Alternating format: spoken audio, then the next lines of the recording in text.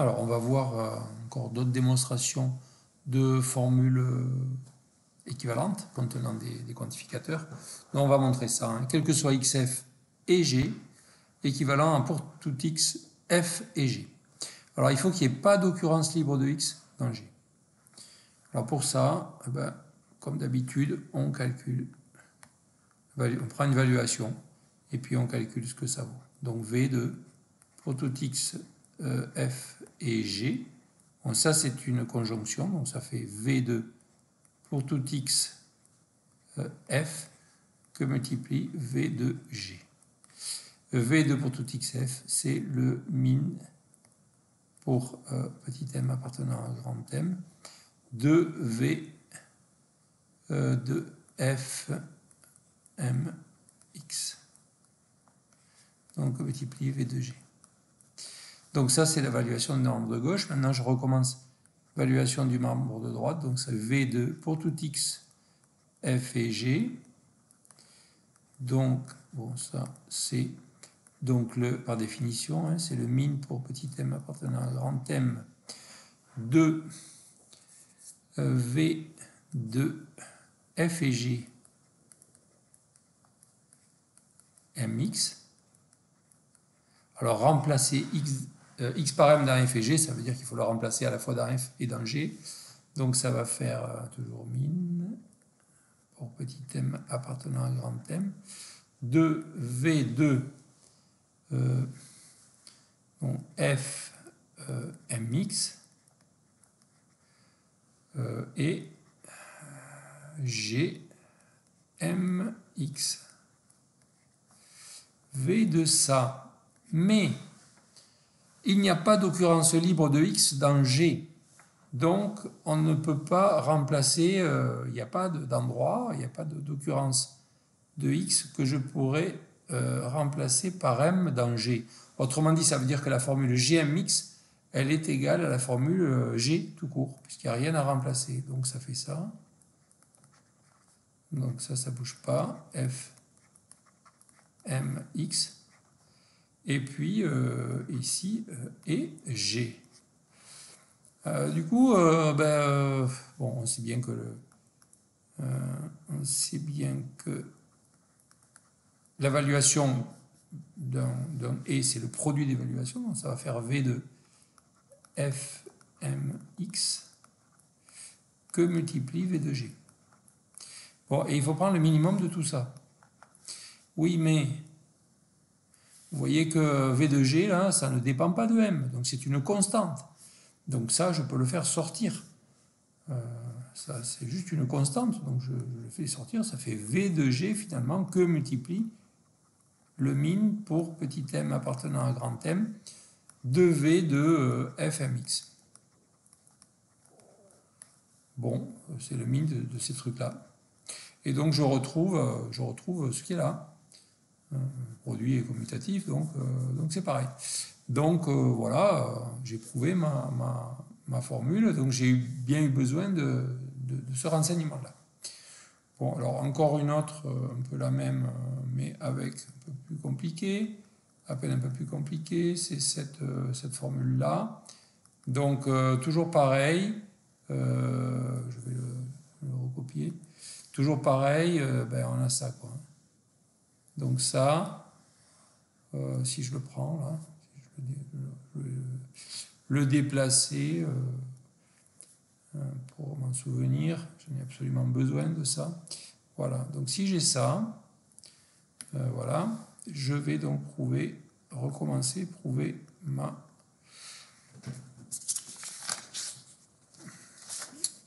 mon équivalence. Donc, on a la valuation, il faut calculer l'évaluation. Valuation de quel que soit x, f implique g. Bon, ben sa définition, hein, c'est 1 moins valuation de quel que soit xf que multiplie 1 moins v de g. Par définition d'évaluation. Donc ça fait si on remplace, 1 moins min petit m appartenant à grand M d v de f mx que multiplie 1 moins v de g. Bon. Donc ça c'est pour la partie de gauche. Maintenant je regarde la partie de droite. V de il existe x, f implique g. Qu'est-ce que c'est? Ben, c'est un max. Hein, c'est le max, cette fois-ci, pour petit m appartenant à grand M. De quoi? Ben, de l'évaluation de l'implication dans laquelle j'ai remplacé. Donc ça va faire V de, si j'écris tout, hein, ça va faire F implique G, c'est cette formule-là dans laquelle je remplace X par M. Bon, c'est-à-dire que pour remplacer ça, ben, il faut que je remplace X par M dans F et X par M dans G, donc ça va faire max pour petit m appartenant à grand M, de V de F mx implique G mx. Voilà. Mais là encore, ben, on sait que il n'y a pas d'occurrence libre de x dans G, donc du coup Gmx, ça va être égal à G, donc ça fait max pour petit m appartenant à grand M de V de f mx implique G. Donc, bah, définition de l'évaluation d'une implication, ça fait 1, donc c'est le max de, attention, 1 moins V de fmx que multiplie 1 moins V de G. Bon, alors, c'est là que ça se complique un peu.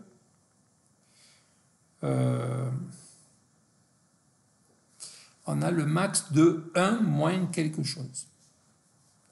Et ce quelque chose, là, je peux l'appeler ce truc-là. Je peux dire que ça, là, ben, ça dépend de m, hein, puisque voilà, je remplace x par m à chaque fois. Donc ça dépend de m. Ça, c'est une fonction. Je peux dire que c'est une fonction de m. Alors, si je veux que 1 moins f de m, là, soit le plus grand possible, hein, le max de 1 moins f de m, eh bien, en fait, ça va être égal au min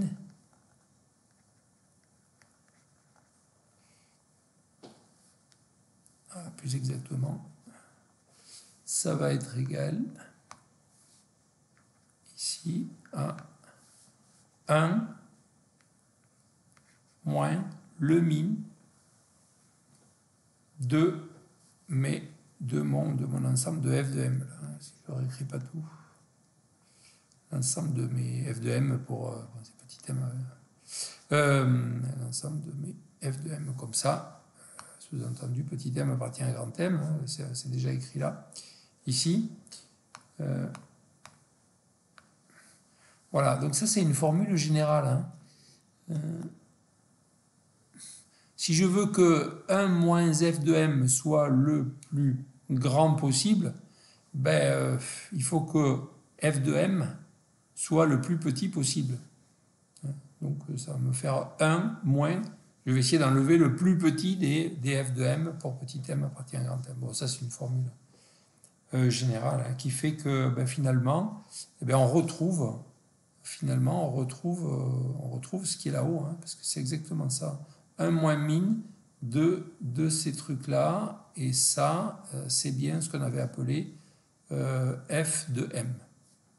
Bon, voilà comment on peut prouver qu'effectivement, on a cette propriété-là. Donc, pour tout xf implique g, et là, oui, c'est quand même, il faut faire très attention, hein, parce que là, on a un quel que soit, et ici, on a un il existe. Alors que les formules qui sont là-haut sont un peu les mêmes, Par exemple, cette formule-là, bon, ben là, on a bien un quel que soit, et là, on a encore un quel que soit.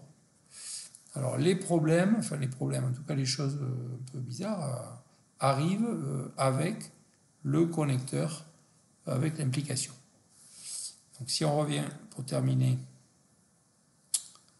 à nos formules, voilà, vous avez les points noirs là, ça correspond à c'est soit et, soit ou. Donc là, vous voyez que on garde le quel que soit, on garde le il existe ici. Là, c'est pareil. Par contre, avec l'implique, on passe d'un quel que soit à un il existe. Idem, il passe d'un il existe à un quel que soit. Et dessous, c'est la même histoire. Donc, il faut être assez vigilant là-dessus. Alors, on va continuer à dire deux mots de la conséquence logique, parce qu'il n'y a pas grand-chose à dire. Conséquence logique, on a déjà vu ce que c'était pour la logique des propositions. En ce qui concerne la logique des prédicats, par rapport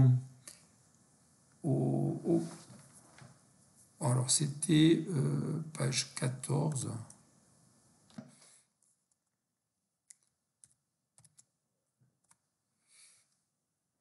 Voilà, on avait un certain nombre de propriétés qu'on avait déjà vues, qui sont là. Bon, ces propriétés, elles sont toujours valables en logique des prédicats. Il n'y a pas de problème.